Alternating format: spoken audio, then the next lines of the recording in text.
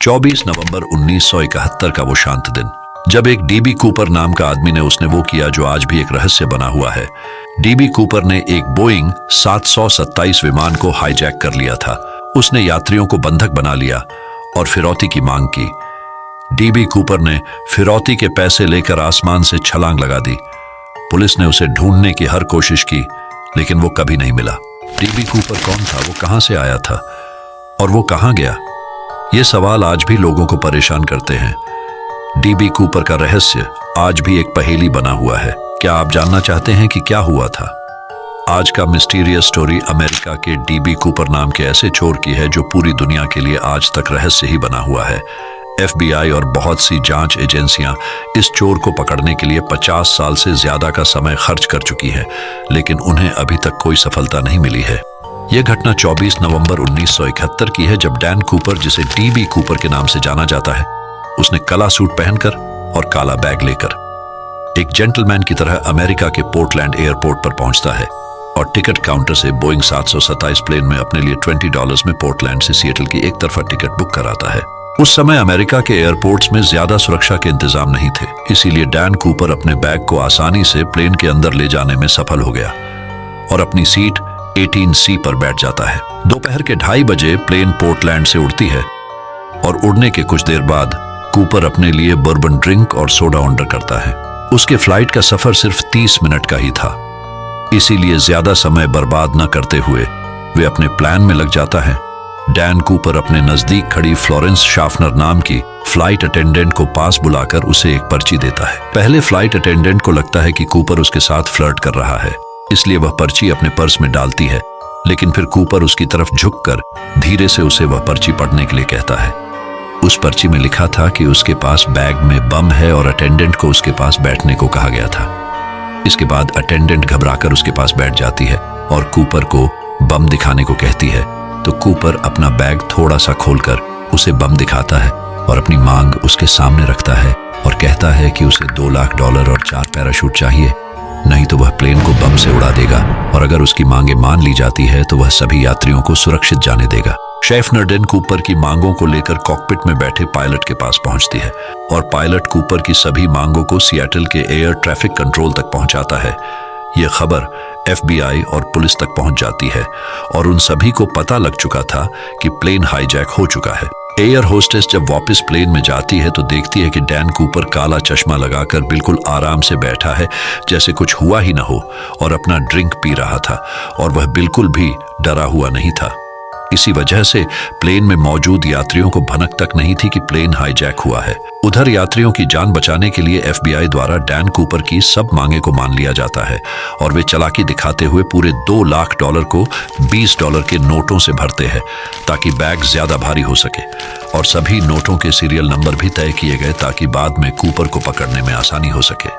5:39 पर plane Seattle के airport पर लैंड करता है और कूपर की मांग के अनुसार पैराशूट और पैसे मिलने के बाद वह अपने वादे के मुताबिक सभी 36 यात्रियों को प्लेन से सुरक्षित उतरने देता है। वह प्लेन में 2 पायलट, एक फ्लाइट इंजीनियर और एक फ्लाइट अटेंडेंट को रहने के लिए कहता है और प्लेन मेक्सिको के लिए उड़ान भरती है और FBI चालाकी से 2 अमेरिकी जासूसी जहाजों को प्लेन के पीछे लगा देती है।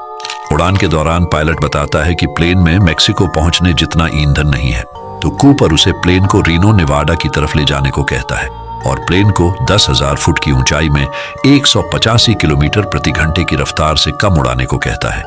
कूपर एयर स्टेयर कैसे खुलता है इसके बारे में फ्लाइट अटेंडेंट से पूछता है और फिर उसे भी कॉकपिट पर बाकी लोगों के साथ रहने और दरवाजा अंदर से बंद करने को कहता है। 8 बजे के करीब एयर स्टेयर खुलने के कारण कॉकपिट में वार्निंग लाइट जलने लगती है और डैन कूपर पैसे और पैराशूट लेकर जहाज से कूदता है और हमेशा के लिए गायब हो जाता है। 10:15 पर खुले एयर स्टेयर के साथ बोइंग 727 प्लेन रीनो एयरपोर्ट पर लैंड करती है और प्लेन को पुलिस और FBI एजेंट द्वारा चारों तरफ से घेर लिया जाता है, लेकिन कुछ ही देर में उन्हें पता चल जाता है कि डैन कूपर भाग चुका है। इसके बाद प्लेन की छानबीन की जाती है, जिसमें से कूपर के टाई का क्लिप और उसके मंगवाए गए 4 में से 2 पैराशूट मिलते हैं। कूपर बाकी के सभी सबूत को अपने साथ ले गया होता है, जिसमें उसके द्वारा फ्लाइट अटेंडेंट को दिया गया लेटर भी शामिल था। कूपर को पकड़ने के लिए FBI द्वारा नॉरजैक नाम से खोज शुरू की जाती है। आंखों देखे गए लोगों द्वारा डैन कूपर का स्केच तैयार किया जाता है। लैंड किए गए इलाके के बहुत से किलोमीटर तक जंगलों और नदियों में कई महीनों तक खोज चलती है। बहुत से घरों की छानबीन भी की जाती है, लेकिन कूपर और उसके पैराशूट का कोई पता नहीं चलता। कुछ ही दिनों में डैन कूपर पूरी मीडिया में छा जाता है, लेकिन एक न्यूज़पेपर ने गलती से डैन कूपर का नाम DB कूपर लिख दिया था और लोगों को ये नाम ज्यादा पसंद आने लगा।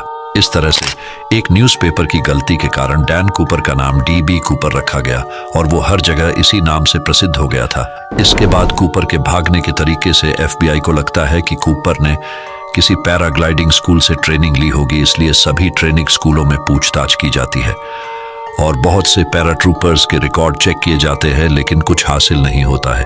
बहुत सी छानबीन के बाद भी जब कूपर का कुछ पता नहीं चला तो लोग मानने लगे कि लैंडिंग के दौरान कूपर की मौत हो गई होगी, पर उसके मौत का भी कोई प्रमाण नहीं मिल सका, क्योंकि न कूपर की लाश कभी मिली, न पैसों का बैग और न ही पैराशूट कभी मिल पाया।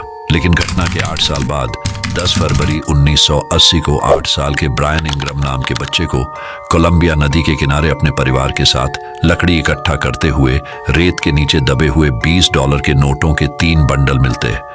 बहुत सालों से रेत के नीचे दबे होने के कारण नोट खराब हो गए थे, पर बीच के कुछ नोट अभी भी सुरक्षित थे और अधिकारी इन नोटों के सीरियल नंबर देखकर पहचान जाते हैं कि ये वही नोट है जो उस रात कूपर को दिए गए थे। इस घटना के बाद कूपर के केस ने फिर से तेजी पकड़ी।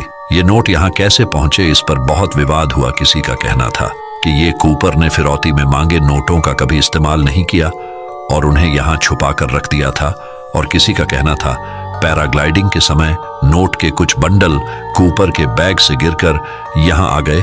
ऐसी ही बहुत सी कहानियां बनाई गई, पर इस घटना से कूपर का कुछ भी पता नहीं चल पाया। लेकिन DB कूपर की प्लेन हाईजैकिंग के बाद उनसे जुड़ा ये पहला सबूत मिला था।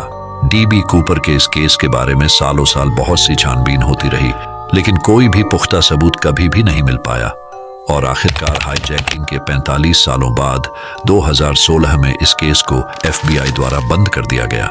DB कूपर कौन था और कहां चला गया, ये तो कभी भी पता नहीं चल पाया, लेकिन वह दुनिया के इतिहास के सबसे शातिर चोरों में से एक बन गया और एक चोर होते हुए भी वह अमेरिका में एक मशहूर हस्ती बन गया था, जिसकी चालाकी से सभी हैरान थे।